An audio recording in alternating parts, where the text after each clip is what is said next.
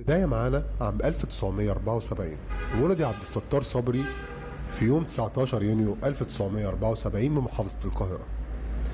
بدأ مشواره مع كرة القدم من مركز شباب الجزيرة، ثم انتقل بعد كده للمقاولين. ولكن بدايته وبداية تألق عبد الستار صبري مع المنتخب الوطني كانت سنة 1995 في بطولة أفريقيا، والتي نجح وقتها منتخب مصر إن هو بياخد البطولة على حساب زيمبابوي، والنتيجة كانت 3-2. كمان عبد الستار صبري وصل فريق المقاولين العرب انه يحرز بطولة كاس مصر سنة 1995، وأهله انه يتشارك في بطولة الكؤوس الأفريقية أبطال الكؤوس الأفريقية سنة 1996. ودي كانت بدايات عبد الستار صبري في الكرة المصرية. تمام. ولكن اللي احنا عايزين نعرفه كمان ان عبد الستار صبري في سنة 1996 أما أهل المقاولين العرب لأبطال الكؤوس الأفريقية، هم أحرزوا البطولة بعد غياب. البطولة دي غابت عن ذئاب الجبل نادي المقاولين من سنة 1983، فكان سبب مؤثر جدا في البطولة إن هم يحرزوا البطولة. وتألق جدا عبد الستار صبري في السنة دي، وكانت بداية عبد الستار صبري للازدهار. هندخل بعد كده عن التحول الكبير اللي حصل في مسيرة عبد الستار صبري، وهو كان سنة 1998 أما شارك مع منتخب مصر في بطولة كأس الأمم الأفريقية في بوركينا فاسو.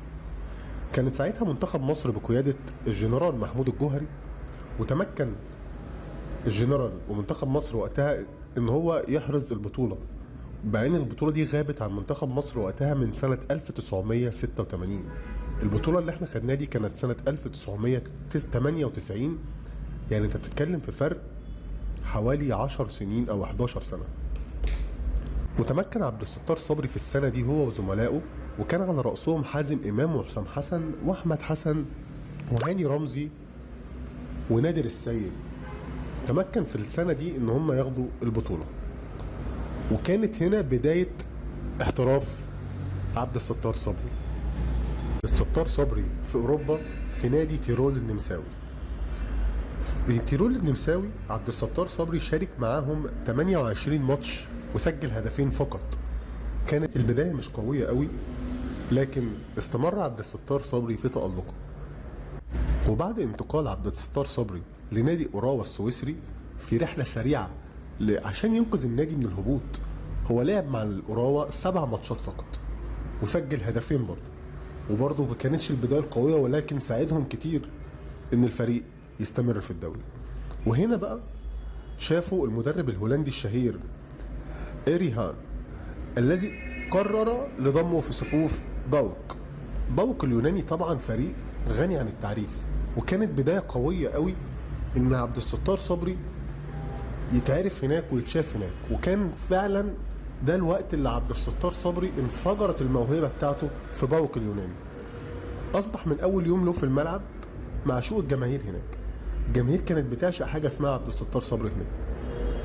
كان بيتألق من اول لمسات.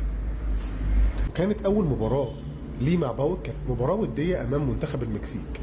كسب وقتها فريق باوك 5، وسجل عبد الستار صبري هدف من ال5. شارك عبد الستار صبري مع باوك 12 ماتش في اقل من 6 شهور بالظبط. سجل في ال 12 ماتش دول 6 اهداف، 4 منهم في الدوري و2 منهم في كاس الاتحاد الاوروبي. بعد ارتباط عبد الستار صبري بجماهير اليونان، ما كانش حابب ان هو يغادر باوك اليوناني ويروح بنفيكا البرتغالي، وارتبط بالجمهور ارتباط قوي جدا لدرجه ان النادي نفسه اقنعه وخلاه يطلع يعمل لقاء صحفي وقتها عشان يهدي الجمهور شويه ويعرفهم ان هم هيستفادوا بمبلغ مادي كويس قوي، وهيعرفوا يطوروا في ناديهم بدرجه اكبر. عبد الستار صبري اما راح البرتغال كان نجم الشباك من اول ماتش راح. تألق مع البرتغالي جوزيه مورينيو. وقتها كان جوزيه مورينيو ماسك بنفيكا البرتغالي. الموسم الاول عبد الستار صبري اتصاب اصابه ورحل مورينيو عن الفريق، ليقرر الفرعون المصري الانتقال لصفوف مارتيمو البرتغالي على سبيل الإعارة لمدة موسم واحد فقط، ثم موسم آخر مع فريق ستيلا دامادو. في موسم 2004-2005 قرر عبد الستار صبري العودة للدوري المصري من بوابة نادي إنبي، وبعدها يتلقى عرضا من النادي الأهلي، وكان خلاص المفروض ان هو هيروح النادي الأهلي، لكن اللي منعه التجنيد.